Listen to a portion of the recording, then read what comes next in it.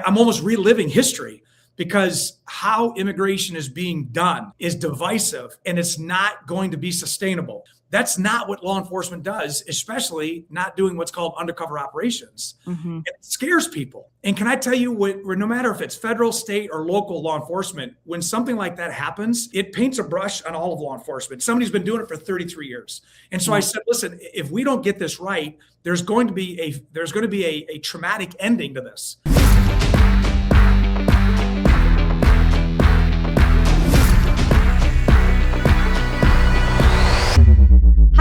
Welcome to the Mayday Podcast. I'm your co-host, Michelle Kinney. I'm here with Julie Roginski. Welcome to the Mayday Network. We have a great guest for you today, Sheriff Chris Swanson, who's running for governor in Michigan. We're super excited to talk to him about his campaign and also what's going on in the country right now as a career law enforcement professional.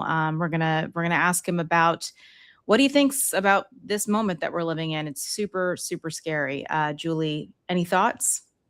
I mean, I'm glad we have somebody like that on this week because, of course, in the wake of what's going on in the Midwest, in Minnesota, a few states over from Michigan, of course, not right next door, but not far away.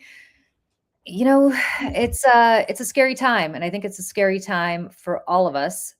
Everybody's anxious. Everybody I know is anxious. And everybody I know is a little bit frightened because all of a sudden it seems that ICE, which we were told was going to go after the worst among us, the killers, the rapists, that's not who they seem to be going after. You see shot after shot, no pun intended, of them going after regular people. I mean, not to mention a mom who was driving home and suddenly went from having a confrontation with an ICE officer to being dead within the span of, I think, about 60 seconds.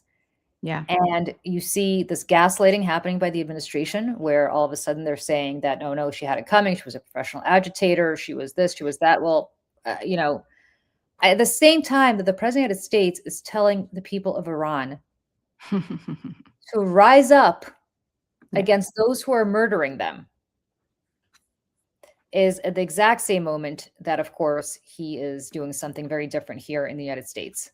So all of this is just deeply concerning. And I am very happy to have somebody who is a law enforcement officer who actually understands about the values that we should have as progressives who also are law enforcement people. I mean, it is a fallacy to say that law enforcement is our enemy. Law enforcement, the best of circumstances, are people whose job it is to keep the peace and keep us safe, but not like this. These are not law enforcement officers, these ICE officers, Michelle. They are thugs. They are untrained. They are unhinged, a lot of them. Mm-hmm. And you only have to see that the person who shot Renee Good followed, I think, no instructions whatsoever that any law enforcement officer would know to follow. Yeah. I mean, everything about that was wrong. And the way that the right is twisting itself into pretzels to try to legitimize what happened and try to change the narrative and telling us that our eyes deceive us. And, one of the things that really, piqued my interest about Sheriff Chris Swanson was that he said that this was tragic but predictable. And that really, it was chilling. It was chilling to hear him say that. And I'm glad that he did. Because more police officers, more law enforcement around the country need to be speaking up about this. So, Julie, our guest today is Sheriff Chris Swanson. He's one of the Democratic candidates for governor of the state of Michigan. He's certainly one of the more recognizable and respected sheriffs in America. We saw him speak in the summer of 2024 at the DNC, and he currently serves as the sheriff of Genesee County, Michigan, which includes Flint, which we know so much about. It's been sort of at the center of some of the most important conversations in this country over the last several years. So without further ado, let's bring in Sheriff Swanson. Chris Swanson, so good to have you on the show. Thanks so much for joining us. Thank you. Thanks for doing what you do with your platform. Well, thanks. We want to talk to you about how you first came to our attention, I think to the attention of people around the country, with this pretty incredible DNC speech. How did that come about? How does one end up on the stage of the DNC of all the sheriffs in all the world? How did they get to you? It's a great question. Now, During that year in 2024, there was so much going on, and in May, I got to do a little backstory because I know you love backstories. I got a call from the White House to do a commercial for President Biden. And they wanted a commercial about law enforcement and how, we do so many special things. When George Floyd was murdered and Flint decided to walk instead of riot, that kind of prompted that. So there's a lot of unity that we're doing. Long story short, I did the commercial. I was in full uniform, and I called out what happened on January 6th. I said, that should have been stopped. Well, that commercial just tested amazing on the metrics. And so they put 50 million behind it. The next day they aired it. And then, of course, we saw what happened at the debate. They pivoted to Kamala Harris. So at that point, it was out. They didn't even circulate, but probably 2 days. 11 days before the DNC in Chicago, my phone rings. I'm in the office right here next door. And I look at the number. I'm like, I know that number. It's a 202 number. And so I let it go to voicemail. And I saw that it was Julie Chavez Rodriguez. Wow. Julie Chavez Rodriguez is the granddaughter of Cesar Chavez, who right here in Flint, Michigan, the home of the UAW, partnered with not only Bobby Kennedy in 1968, but also the UAW, Walter Reuther. And the UAW wrote the first $50,000 check to start the United Farmers Association. Cool. So I had studied Cesar Chavez for years, and here I'm talking to his granddaughter. And she said, listen, I'm chief of staff for Kamala Harris, and we'd like you to speak at the DNC. And I said, tell me what you need me to do. And she's like, we need a message of unity and hope, and kind of contrast what you're doing here in Genesee County to what you see nationally. And I said, absolutely. I said, but I want to do it in full uniform. I wanted people to see that good policing, good law and order protects everybody, not just somebody. And they absolutely wanted it. They assigned me a speechwriter from the United Nations. He's written 600 speeches. They gave me a speech, and it wasn't me. It wasn't my words. It was just kind of all donkeyed up. And I'm like, that's not it. So they gave me the autonomy to kind of craft my own message. They put some of their own little edits to it. Fast forward, we submitted it. And behind the scenes, this is what's crazy at the DNC. Everything has to be in stages because it's a Monday, Tuesday, Wednesday, Thursday. Yeah. When do you want me to speak? And they said, you're going to speak on day 4, prime time at 9:15 at night. I knew it was a big deal, and I was going to take it very serious. It was historic. I saw what Barack Obama did in 2004, and I got an opportunity to do it 20 years later, almost to the day. It was a huge honor. All that to say, we get to the DNC. I fly in on Tuesday.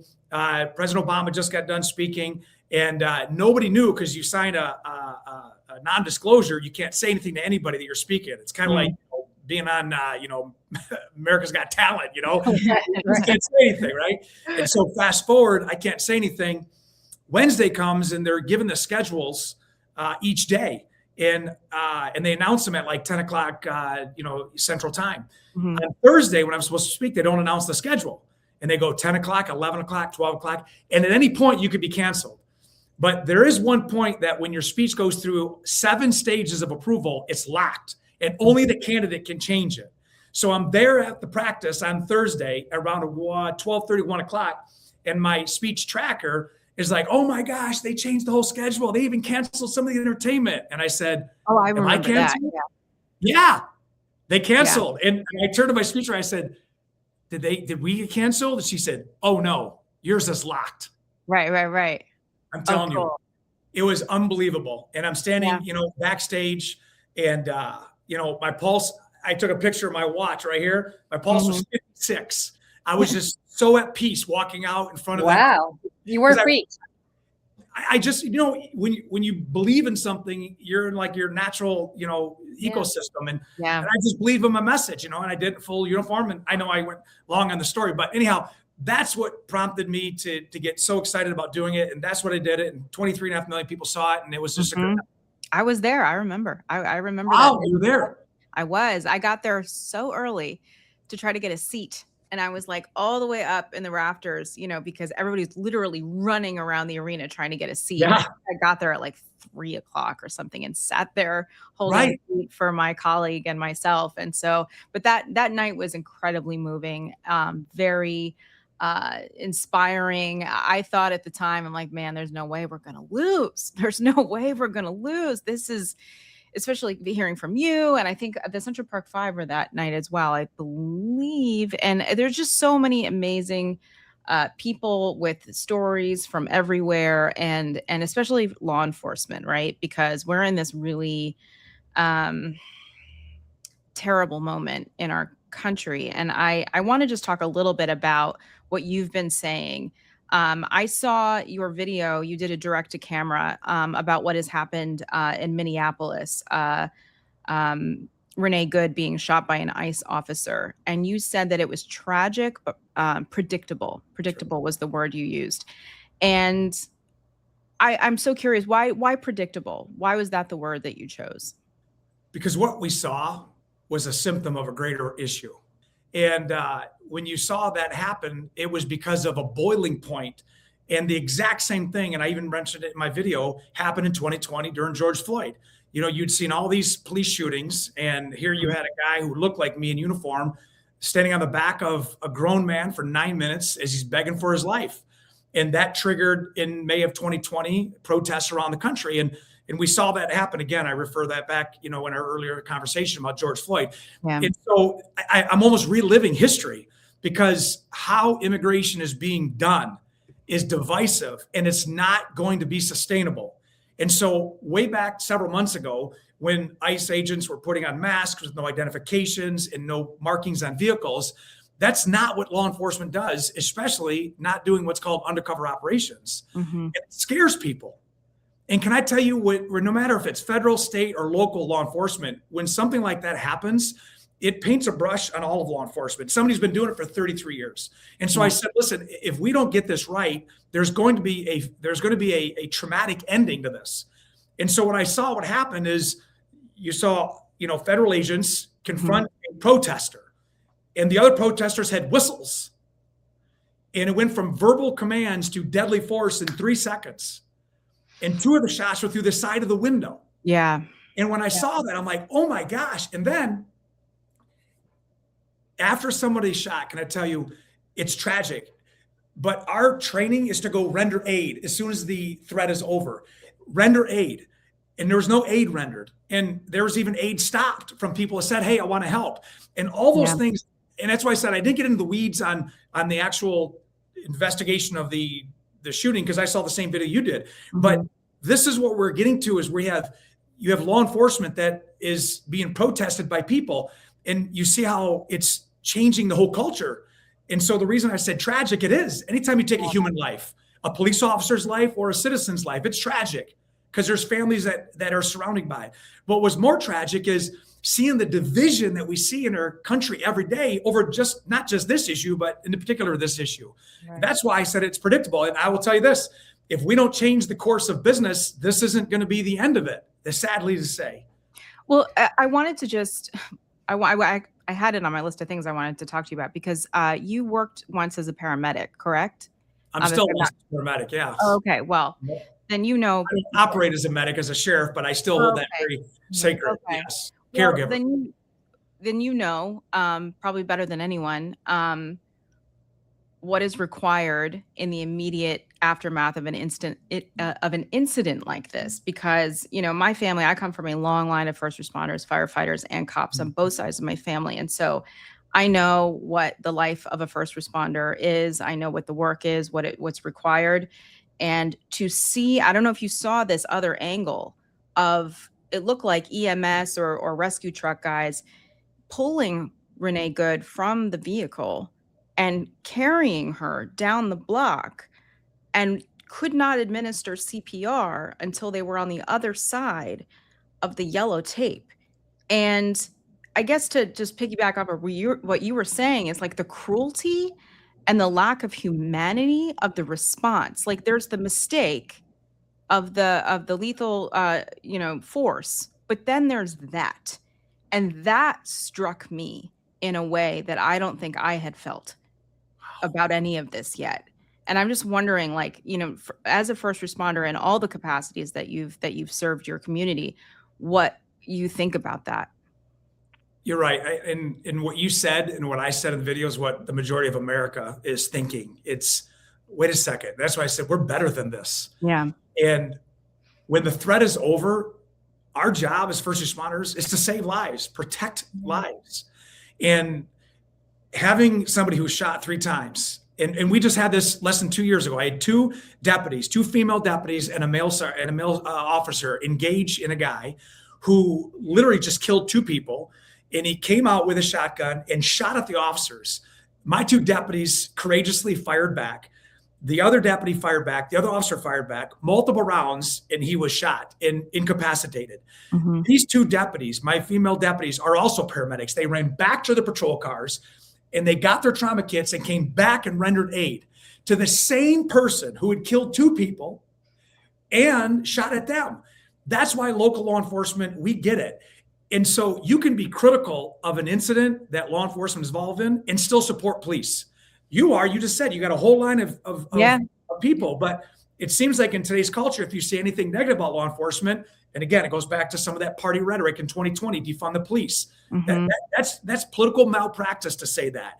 We need to fund good policing and professional policing, the people that you know. Yeah. And part of that is render aid when aid is needed.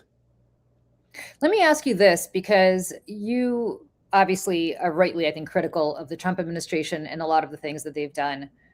You have a governor in Michigan who has taken some fire from some people. On the other hand, people think that she's being pragmatic. She has not been particularly outspoken against the president right now. She has not particularly been at the forefront of pushing back on the Trump administration. In fact, she's worked with the Trump administration, and in some cases, I think it's to bring aid back to Michigan. But there are people who believe that under no circumstances should you work with an administration that engages in this kind of behavior. Where do you come down on that? So Governor Whitmer is a friend, and I can't speak for her, and I know she's in a tough spot.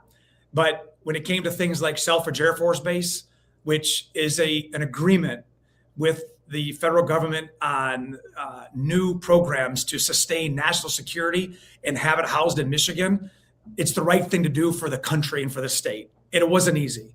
Leadership is not always easy, but it's still the right thing to do.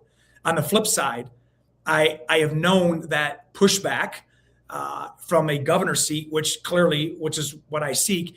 There has to be a balance, and you need to know when to push back, but not just to do it for the sake of sound bites, but also what is the plan?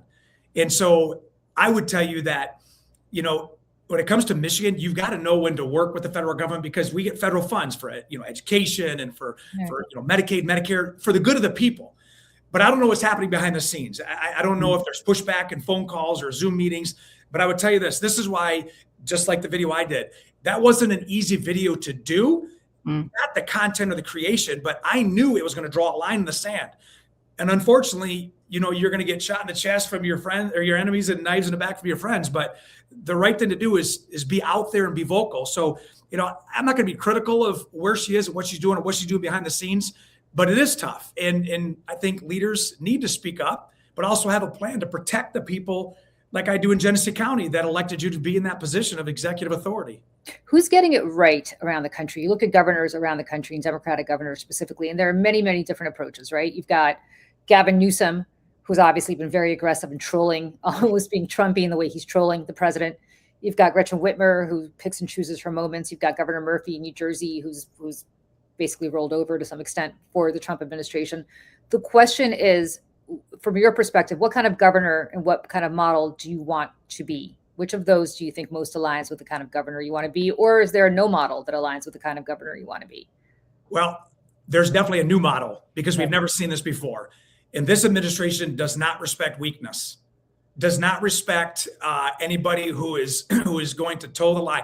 They understand that when you push back, they may not like it, but they have to respect it, because I've dealt with these kinds of people my entire career. And so the kind of governor that gets it right, number one, I listened for the very first time the interview that Governor Newsom had when it came to Sean Ryan and how he navigated through some of those difficult topics, and that the Democratic Party has to change and adapt. Otherwise, we will continue to lose like we did in November of 2024. Yeah. I do like some of the pushback, but taking cheap shots or comic shots against administration, that's like me going into a crime scene and joking around. We are in very serious times. And I think parodies and other things that make fun of them, those are not going to solve the issues that we're in. They need practical leadership that is effective on whatever they do, they get it done. And a guy like me in a community that I have surrounded by great talent, they can't deny This individual goes after human trafficking predators. This individual has changed the way he does jail by educating inmates so it reduces crime.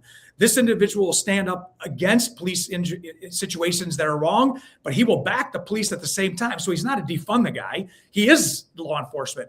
And to your question, I think that's the new breed. Governor Beshear said the same thing. He goes, the Democratic Party needs to rise up with new governor candidates that are different. They're inspirational, but they're fearless and they have these new senses of energy. Right now, I think there's not one person that has it right, myself included. But in 2026, we're going to see the rise of new Democratic leaders that are going to bring people back to the party. And that's where the democracy comes from. The more people you have, the more majority you have. So long answer, short question. I think we're figuring out what works in this administration, but it's definitely not weakness. Would you have the Michigan State Police cooperate with ICE under any circumstances, or are they just not welcome in Michigan? Listen, I can't control what the federal government does. No state administrator, anybody who says, I'll stand. I heard other people say, if they come in here, we'll arrest them. You can't do it. Right. You can't. But you could cooperate with them or not cooperate with them. You don't have to cooperate. You don't have to go and sign 287G agreements. I don't have an agreement. You do your job, and maybe I can inspire you to do it well, and I'll do my job because we do it well. Right. State police, county sheriffs, and local police. But the state police, to your point, the governor in the state of Michigan oversees about 1,800 troopers, and we operate under state law. And so those troopers are going to have the same mindset that we have here in Genesee County, is that good policing is problem-solving policing, not just treating symptoms. And I would love for you to come visit Genesee County and Flint and see where, after a water crisis and poverty, and you've seen riots, we have dropped crime 40% and reduced the jail population by 100. We've arrested tens of thousands of people. We don't have protests in the streets about how we arrest. It's a mindset of leadership. And your podcast, and I read the description, you're trying to find common ground leaders that can find solutions to very difficult problems. And if you look at our history of our country and our generation, whether it's Rodney King or whether it's, George Floyd or these things, law enforcement is the key to keep a community safe or to lose all public trust and faith in public safety. And so they will be used in a way that is going to build faith and trust in the state, as well as all the partners in law enforcement, county sheriffs, and local police. There's a way to do it and do it right. How do you do it? I mean, how do you build trust with your community? Relationships. Yeah. Can I tell you this? Public trust is hard to build, easy to lose. Yeah, and, like holding on to it. It's long. Yeah. And so here's an example of what we did intentional. So just give you a screenshot of where I've been. So I got appointed sheriff. I got hired in 1993. I've been on the job since then. I got appointed sheriff in 2019. I took office in 2020. And just in Genesee County, I'm also the emergency manager. So we're the 5th biggest county in the state of Michigan. We just come off the 2016 water crisis, where 100,000 people couldn't drink water, my parents included. And so boom, COVID hits, and all the social services shut down. Meals on Wheels and WIC services that people can have access to, and people that needed formula, and places where people go to get food, like all that shut down. March 16th, I deputized 45 faith-based leaders. I didn't care the ideologies, the theologies. We deployed into the streets. We delivered 1 million pounds of food in 90 days. You're going into people's houses and you're just saying, hey, we're here to not raid your house. We're here to give you something. Those are all little points of, okay, wait a second. I appreciate what they did. We get done with that. George Floyd gets murdered. We walk with the people on May 30th, 2020. We have 40 protests that summer. We're asking people who are just mother effing us, hey, do you want a bottle of water? Can I get you a hot dog? I mean, people had to see that. Listen, we're with you. We're going to change the way we do policing. Then we launched Ignite. I would encourage you to look up what we're doing with Ignite. Tomorrow is our 39th commencement. We teach people in the jail how to get jobs and GEDs, diplomas, and financial literacy. And it's now modeled throughout the country in 15 states and 40 sheriffs. So we're educating people in jail, changing the mindset of incarceration to education, because everybody's been given a second chance. We've all been given grace and mercy. And so those folks that are in jail, there's 80 million people in America have done at least one day incarcerated. So when you go, you're intentional with giving people an opportunity to never come back. You're reducing crime, poverty, homelessness, addictions, more seeds.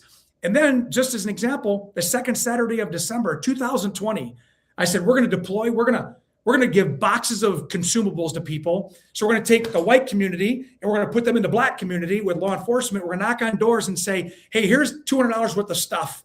Whatever you don't use, you go get this somebody else. It's called the Holiday Spectacular. Blew people's minds. This was our 6th year doing it. I formed an organization called Us United as the co-founder. We now established, and you can look it up, the second Saturday of December is the National Day of Unity. And so somebody who looks like me in a community that's very diverse, and you see the things that we challenge with, the long answer is it's daily deposits. I say people love law enforcement. We just have to give them a reason why every single day. That's how you build trust. They got to see your heart, not just lip service. Yeah. Let's talk about the race a little bit, because your main opponent, I know there's at least one more, but your main opponent is Jocelyn Benson, who's the Secretary of State, and she's obviously run statewide and therefore, is kind of well known as a result of running statewide. What's your theory of the case? Why you? All right. Well, some fun facts. It's now a 2-person race because the Lieutenant Governor this morning announced that he is going to transfer and run for Secretary of State. The second thing is I have never, and I will not call Jocelyn my opponent. Even when I announced, I said, we're options. And I have made it very intentional that Democrats cannot eat their own and think after the primary, then we can just go and run and act like it never happened. None of us are perfect.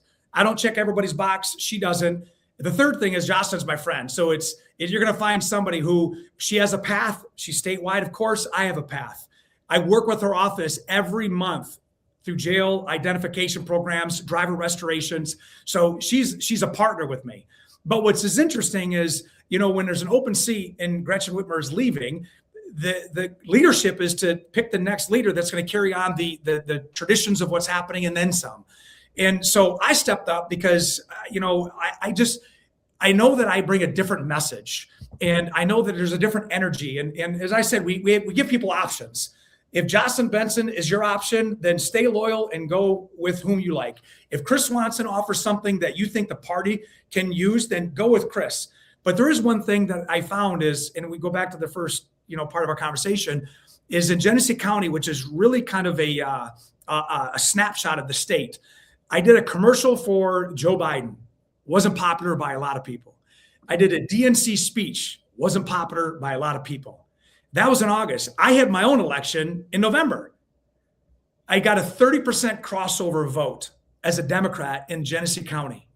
So if we're going to win seats, we need people that can win the general and have a common sense, long history of serving people.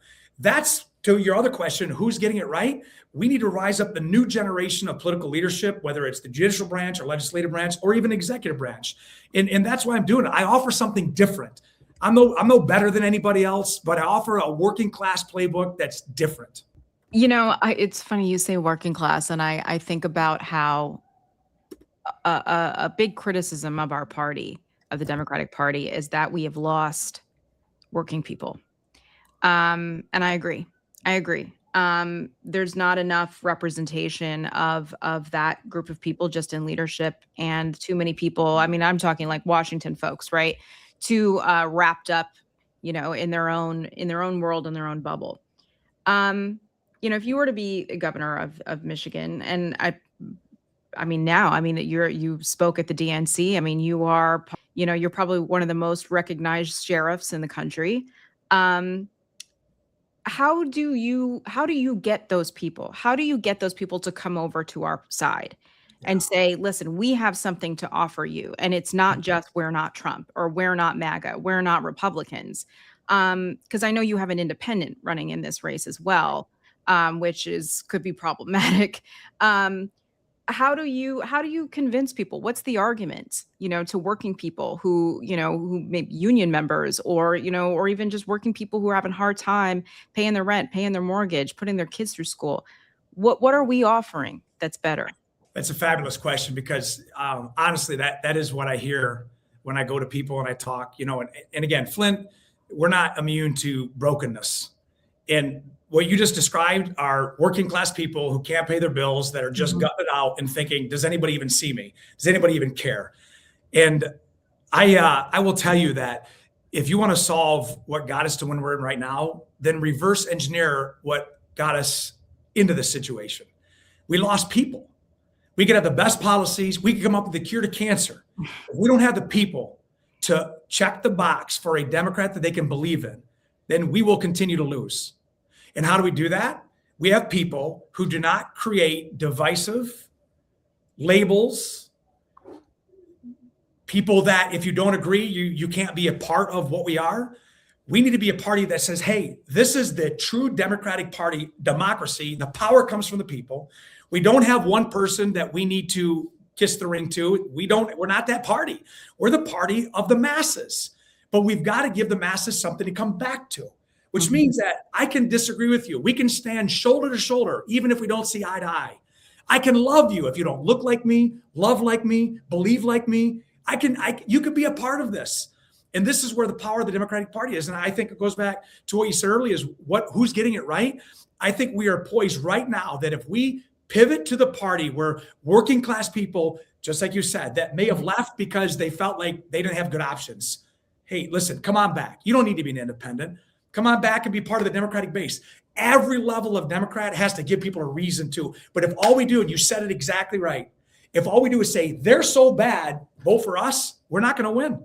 Yeah. We may get good talking points. We may have a great meeting, but you can show people how bad they're doing and what they're doing by giving them an alternative of how you're going to do it and do it well. And it works. And then you keep stacking wins and you become the winning team. That's how. So what's the message? So what's the message for Democrats then? Because you're absolutely right. But what's the message in your mind that is the winning message? Because there have been so many debates and so many focus groups, which I can't stand. I'm a political consultant and I hate the consultant class for this reason, right? All we do is we focus group. All we do is. I wish you told me that 4 months ago. Yeah. Never again. No. But I mean, that's all we do. But we actually, and then we poll test everything down to the comma, and then people sound like they're completely programmed. Yeah. And so the question for you is, what is the right message, right? Not just in your race, not just but globally for all of us in the Democratic Party. Like, what if we're singing from the same choir book? And I'm not convinced that we should be. Maybe you are. So tell me if I'm wrong. But what should we be saying, and how do we appeal to people? We're better than this. Speak from your heart.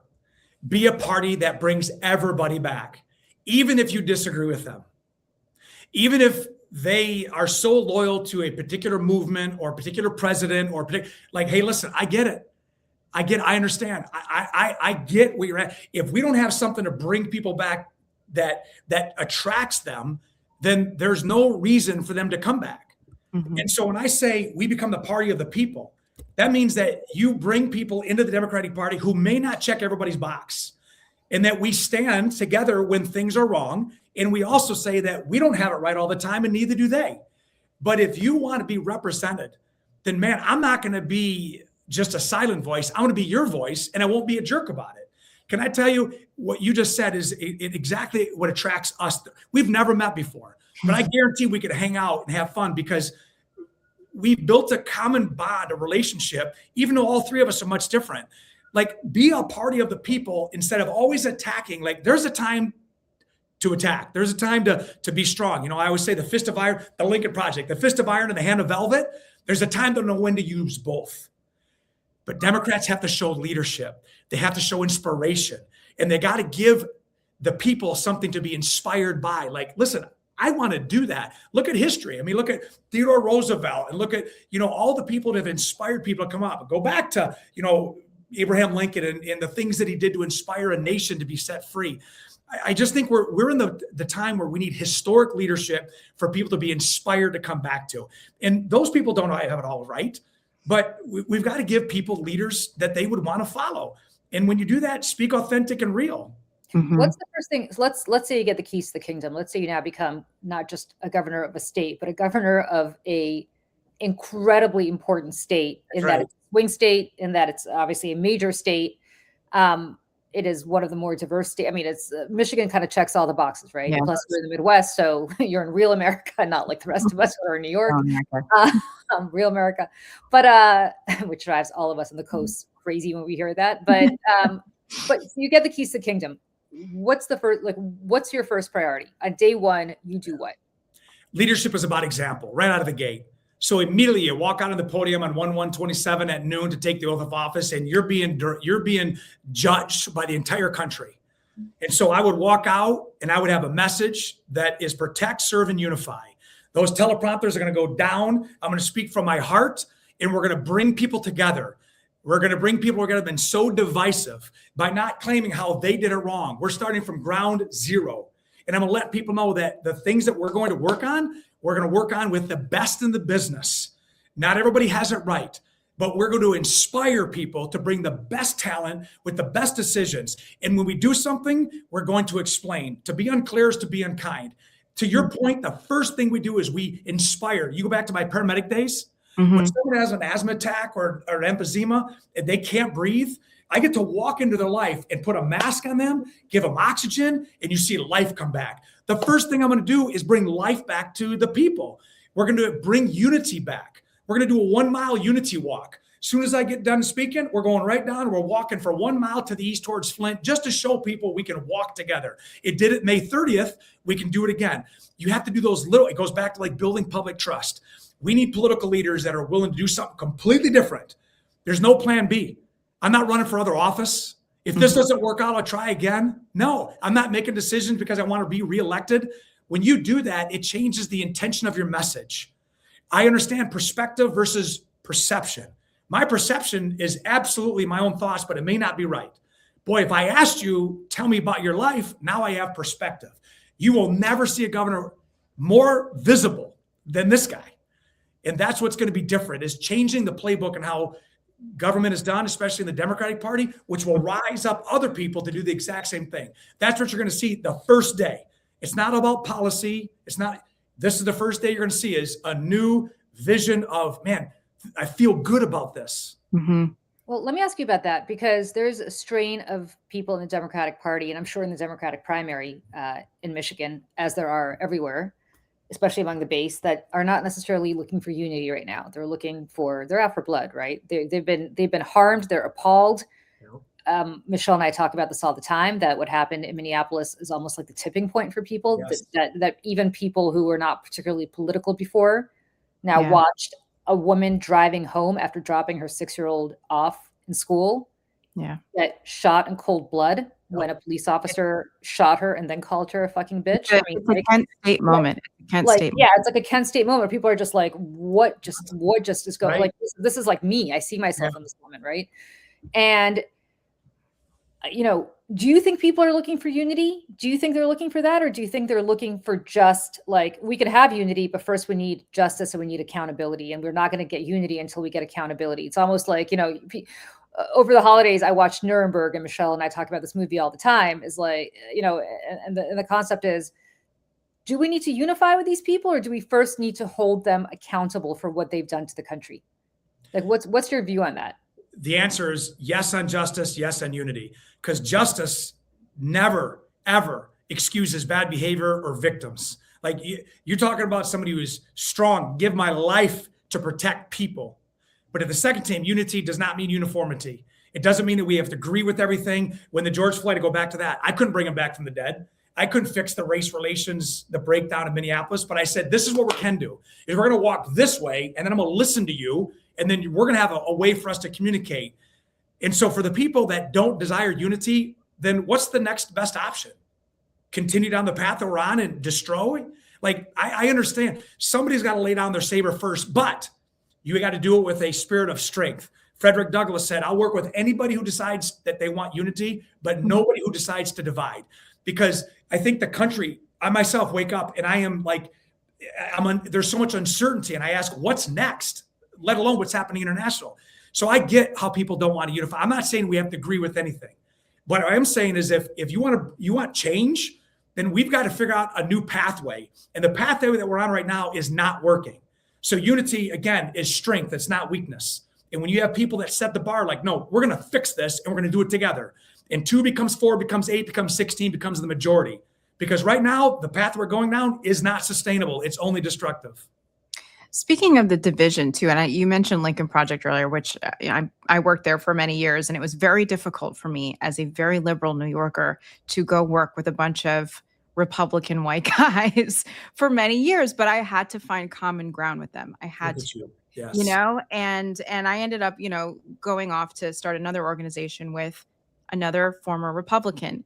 And I feel like there's so many lessons to be learned with those sorts of I don't know, reaching out to the other side, reaching out to people who might not check every box, like you said, right?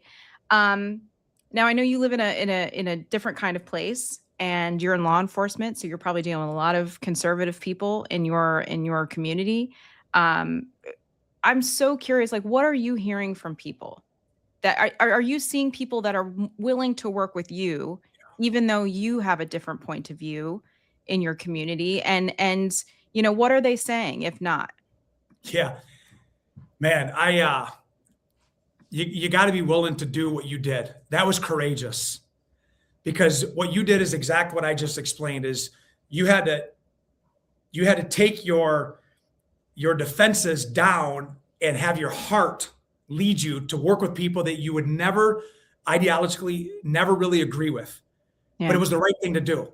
The single issue voters, right? Like democracy. That was it. We were single issue voters, right? At the end of the day, we were democracy. Democracy was it, and everything else went out the window. Right. You know? But you crossed the line, just like in the George Floyd protest. I crossed the line to go with the people who had righteous anger. That's what you did. You crossed the line to say, I'm going to do my part. Yeah. And it's a hard thing to do. It is. It is. And it's the right thing to do.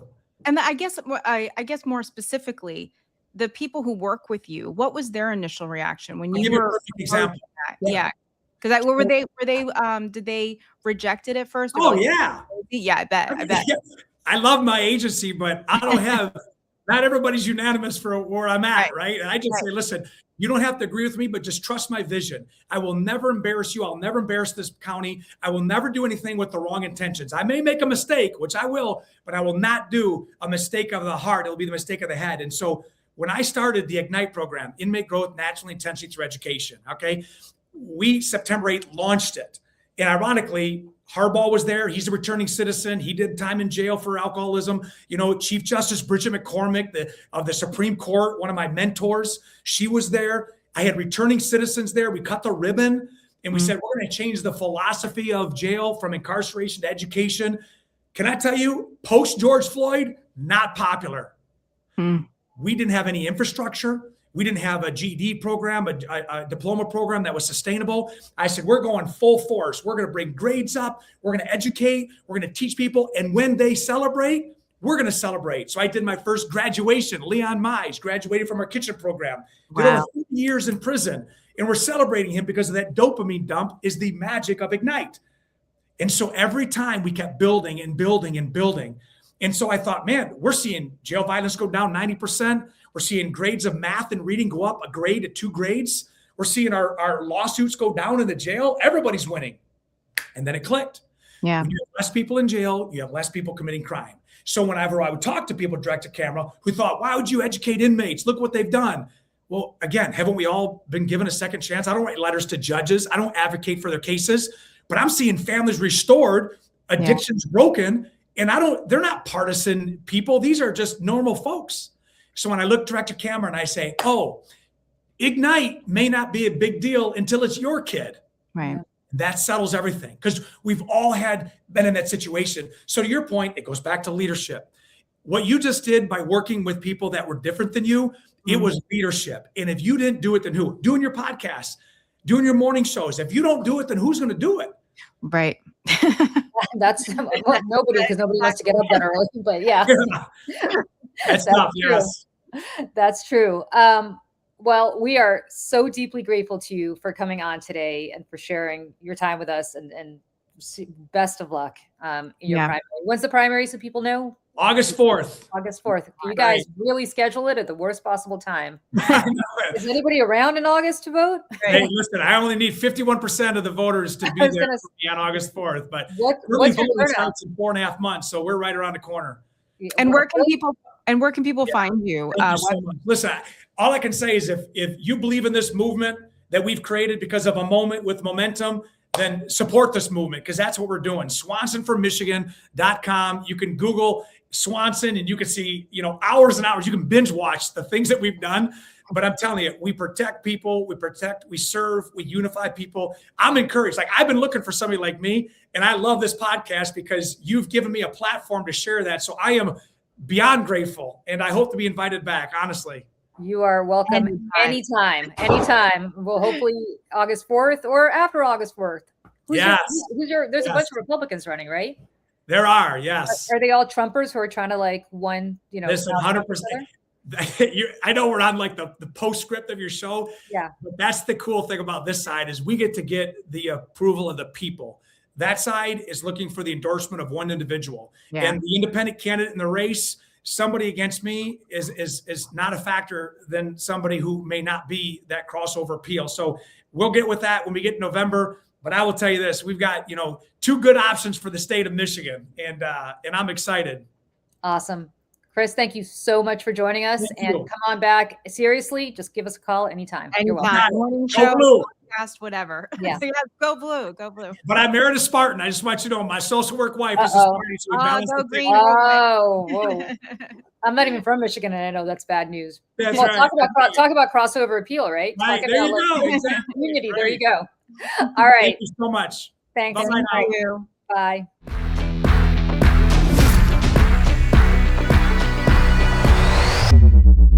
So, Michelle, I thought that was a really fascinating conversation. And I think it was a fascinating conversation because it took place, as we said earlier, right at the intersection of what is happening in Minneapolis between not just federal law enforcement in the form of ICE, which is surging to Minneapolis, but also local law enforcement that has been really caught in the middle of this horrible situation where their job is to protect the peace.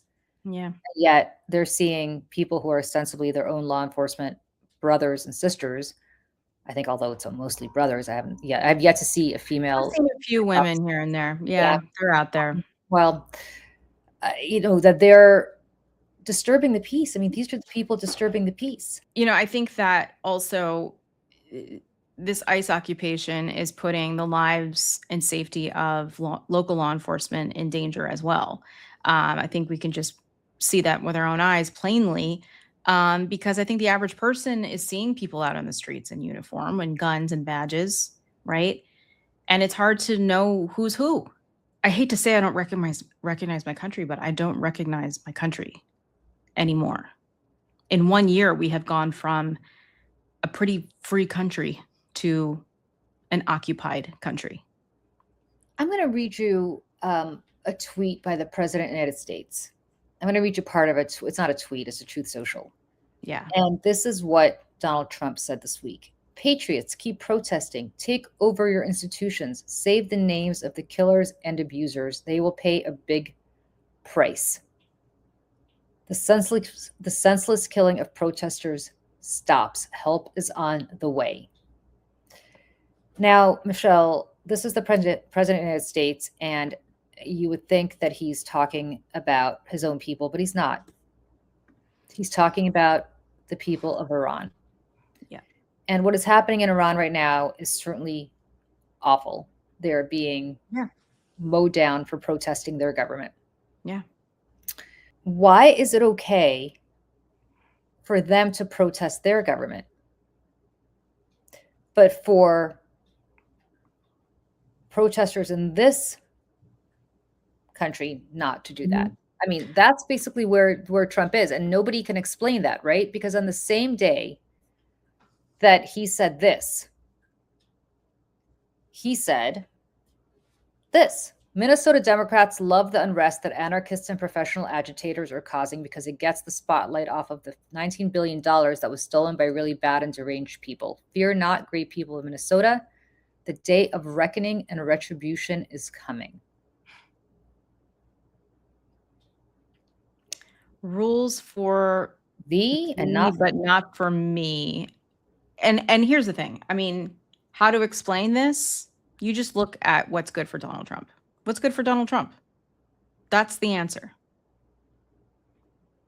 Going after, trying to topple the regime in Iran is good for Donald Trump for a myriad of reasons. Going after American citizens and stifling their First Amendment rights, killing them in the streets, trying to overthrow free and fair elections, the American government, all of those things are good for Donald Trump. There is no rhyme or reason to any of this. There is no trying to rationalize with these people, especially him, because it's really just about him at the end of the day. What's good for Donald Trump?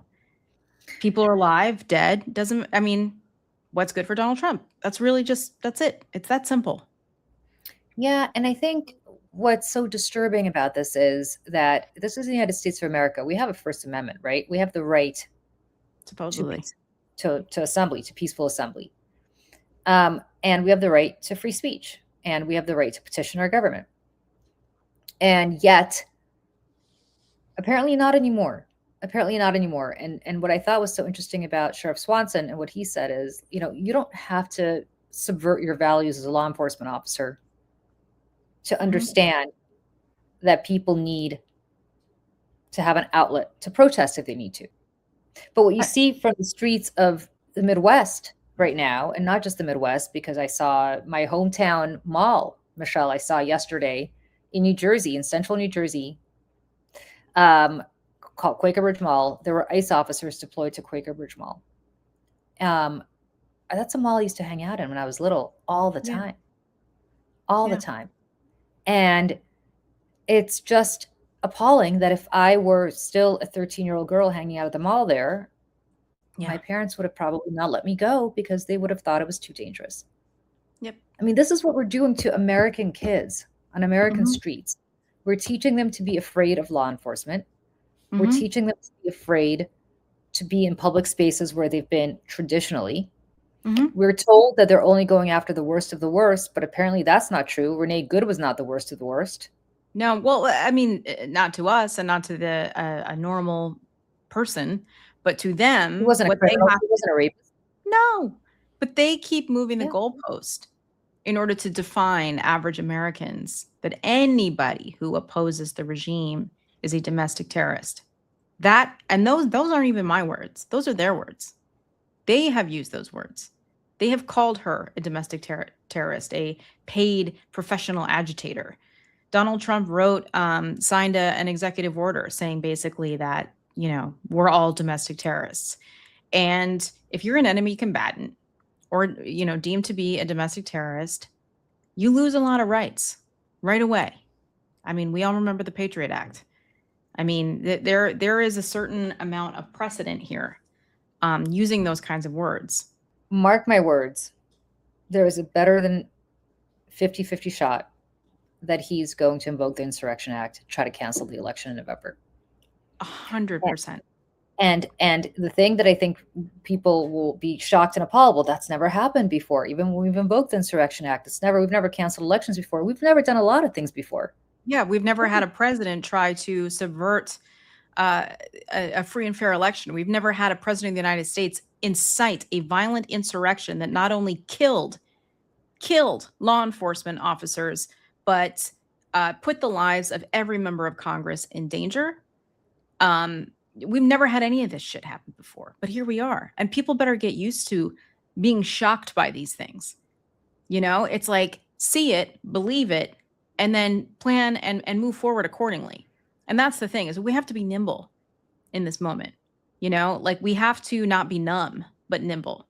And it's going to require a lot of endurance from all of us, because this is not going to be the end of 2026. It's not going to be 2028. Like, this is a generational fight. And, talking to someone like Sheriff Swanson, we were talking about my family's history of being first responders, and I have law enforcement in my family too. And I'm certainly not going to, disparage anyone or call anybody out, but, I, like, pretty broadly have had political differences, more than political differences, I think moral differences with many members of my family over the course of my life. So to meet someone like Sheriff Swanson is quite literally, like, against everything that I personally know in my own life. And it's, it's nice to know that there's good cops, like really good cops, out there. And I don't know about you, Julie, but every time I go to a protest in New York or Philadelphia or wherever I am, I always see the police officer and I say, thank you for being here. Thank you for being here. Always nice officers. Always. Officers. Listen, they have a tough job to do. These are people who put their lives on the line every day. That's right. Yes. And their you know, families sacrifice and their family quite a bit. sacrifice quite a big deal. Yeah. And I Mhm. mean, for anybody who either has friends who are police officers or family who are police officers, it's a thankless job, and Yep. it's a thankless job for their families who did not sign up for this sometimes, but nevertheless Yeah. have to live with the consequences. Mhm. So, uh, you know, what ICE is doing right now is demeaning their work, Yes. their work. Yes. Because you and I live in New York, and we see Mhm. the NYPD every day. Mhm. And sure, there are 1 or 2 or 10 or 20 bad apples at NYPD, and there are I've had some, some weird run-ins, like, yeah, and they're you know. horrific. Yeah, there are horrific stories that everybody who lives Yeah. in New York has about the NYPD. Yeah. But by and large, it is an incredible force that Oh, yeah. is, I mean, like what they're Ah, able to do, yeah, with counterterrorism. I mean, they're so and I know people listening to this are probably, some of them are not going to be happy, like how, how dare you praise the police and defund the police and all that. Cut that shit out. Cut yeah, that, it's not because helpful. I'll tell you something. The only people who want to defund the police, from my perspective, are people who've never needed the police. You talk to people in inner cities who are living, Yes. people shooting at their kids, they do not want to defund the police. Believe me, they want Yeah. to potentially We're train the pro. police. Yeah. Yeah, train the police better. They might want Mhm. to teach de-escalation Yeah. better, but nobody wants to actually defund the police who's No, got to have. we want better police. We Yeah, want better police. We right. want better, implicit bias training, things like that, right? I mean, de-escalation. We want more social services for people. Right. All of those things that make us safer and happier and better citizens But what ICE is doing is is putting people like the NYPD officers who we're correct. talking about in harm's way, Yep. because this is all going to come to a head. I mean, it's already kind of boiling up, but this is going to explode. It's a powder This, keg. this is going to explode. Yeah. And when it does, local police by law has to be subsumed by federal police. And these people are going to have to stand by watching what ICE is doing. And so, all of them, for the most part, at least here in New York, are much better trained than any ICE officer. Yeah. Oh, yeah. Hell yeah. And yet they're going to have to watch these incompetents tell Yeah, them they what. actually had to go to the police academy and, like, Yeah. pass tests and civil service tests and all kinds of things like that, psych evals. And this is where I will remind people once again that there was an initial 5-month training for ICE officers that was cut down to 47 days in order for them to suck up to Donald Trump, the 47th president of the United States. It is insane. There is no psych eval. There is no psych eval for these people. I cannot emphasize enough how important it is to have psychiatric evaluation if you're going to give a gun and a badge to somebody. You And don't know what kind of condition these people are in and what kind of PTSD or trauma or anything like that they have that is going to affect their ability to respond to incidents and to keep the people around them safe. you see why there's no psych eval. Because Of if there course. were psych eval, somebody who claims he was traumatized by being dragged by a car a few months ago, so much so that he felt the need to shoot Renee Good in the head, Mhm. would have not been given back his gun until he went through the requisite psychological treatment Yeah. to not have to feel like he had to shoot somebody in the head because somebody else had dragged him allegedly in a Yeah. car. I mean, honestly, I think the requirement to be an ICE officer is show up, have a head, And be 18. and be 18. Like, literally, just have a head and a body, and here you are. Here's a $50,000 signing bonus, a six-figure salary, and you can move about this country with absolute immunity. And if you want to know why you can't have money for healthcare, and if you want to know why you can't Mhm. have money for your pharmaceuticals, if you want Yep. to know why there's no money for stuff that you really care about, it's because this is what we're spending our money on. Mhm. If you want to know why suddenly you're paying much, much, much, much, much, much, much more in healthcare premiums, and you're told consistently there's no money to help you with that. There's no Mhm. money to help you with nursing homes. There's no money to help you with Medicare. There's no money to help you with Medicaid. That's Yep. because the money is being spent on this. It's being spent on terrorizing you and me and all of us. Mhm. They're terrorizing the American people. People are anxious, people are stressed, people are frightened, and they don't care because they want this to blow. They want it to blow so that they invoke the Insurrection Act and cancel the election, and so that we don't all talk about Jeffrey Epstein. All of the above. I mean, Donald Trump so much as indicated the other day, saying again out loud that he wishes he'd seized the voting machines in 2020. And he regrets not doing that. Yep. What does that tell us? Well, he's telling Well, yeah, it gives us a roadmap to what to expect in the next year. And anybody who does not take this seriously, and there are people in our leadership and in government who are not taking this seriously, and they need to. And state governments and governors across the country. I mean, he also announced today that they're going to stop payments February 1st to any state that harbors any sanctuary cities. Like, they can't. That's our money. Yeah, that's our money. That's our money. So if they do that, I don't think the states need to be sending money to Washington, D.C. For instance, we here in New York send a lot more than we get back. Yeah. A lot more. Yeah, there's states like Alabama, Louisiana, like that are just the Republican ones. Yeah. You know, Congressman Josh Gottheimer calls them the moocher states. Yeah. I don't see where that's inaccurate. I would like to keep some of that money. I'd love to keep some of that money. I don't even mind paying more to my state government. But if the federal government's going to use my money to go after people, then yeah, damn it, I don't want to spend that money.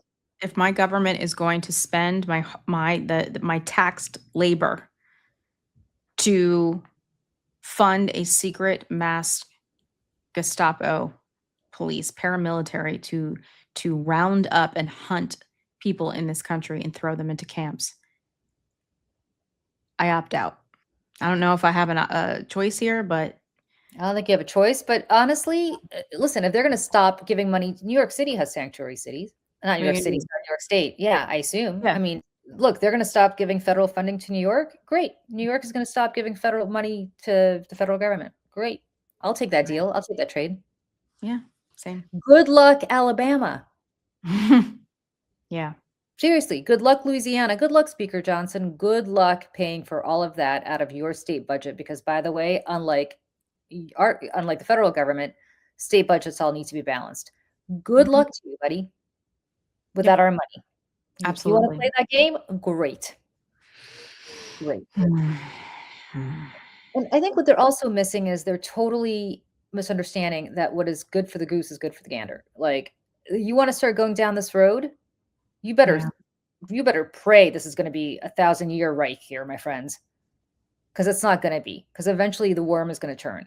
You've opened the door now. You have opened the door. And I swear to God, if when the next Democratic president shows up and does 1/20th of this, and the press is going to be like, heavens to Betsy, you can't do that. Please. Stow it. Stow it and shut the fuck up. You want to play this game? That's fine. Because Democrats are past the point of talking about kumbaya. We're past the point of electing another Joe Biden. God bless him. I love him. I think he was a great president. Joe Biden, but nope. We're past the point of electing somebody who's going to talk about the former guy, who's going to talk about moving on. Nope. And that's where I fundamentally disagreed with the sheriff. I mean, he has his right to his opinion, obviously.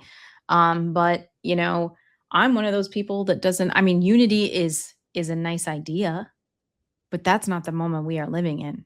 When we have people, again, one side that is endorsing the hunting down of human beings in this country. And we've watched, the legacy media essentially usher this in by, saying both sides are the same. They're not. And I'm not really interested in unity until there's justice. I'm not interested in unity, and I'll go a step further. Hey, David Ellison and Larry Ellison, you want your station groups to be approved by the next FEC chairman under the next Democratic president? You better fire Barry Weiss, and you better hire whoever the hell we want. Because otherwise, you will be allowed to continue using it as a propaganda arm. Hey, Rupert Murdoch, you want to keep your station groups? you better fire everybody there, and you better start a whole different tune over at Fox News. Mm-hmm. I'm sorry. Did you talk about the freedom of the press? Were you talking about the First Amendment? Oh, this isn't done? Oh, no, it is done. It is done. Yeah. Because you allowed it to happen. Because if not, what you're going to do is allow this cancer that Donald Trump has embedded into our media, into our institutions, into our culture to permeate and metastasize and bring down democracy even further. Yep. So sorry, but sometimes you have to burn the village in order to save it. I know it's a very unfortunate analogy, but that's the mood that I'm in right now.